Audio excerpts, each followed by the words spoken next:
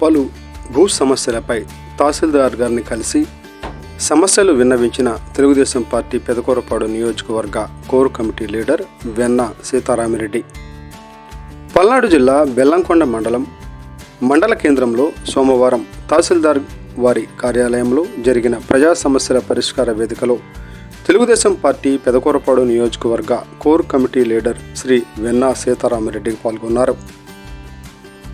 ఈ సందర్భంగా తహసీల్దార్ శ్రీమతి అసురు ఉన్నీసా బేగంకు నాగిరెడ్డిపాలెం గ్రామంలో గల పలు భూ సంబంధిత సమస్యలపై ఆయన పలు వినతి పత్రాలను అందించారు.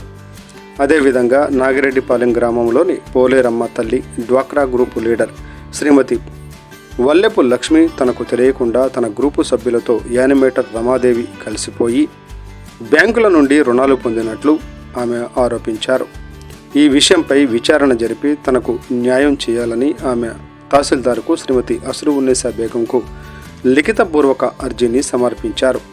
ప్రజా సమస్యలపై అధికారులు ప్రత్యేక దృష్టి పెట్టి వచ్చిన అర్జీలను సకాలంలో పరిష్కరించే విధంగా కృషి చేసి కూటమి ప్రభుత్వానికి ప్రజలలో మంచి పేరు తీసుకుని రావాలని తెలుగుదేశం పార్టీ పెదకూరపాడు నియోజకవర్గ కోర్ కమిటీ లీడర్ వెన్న సీతారామిరెడ్డి పేర్కొన్నారు.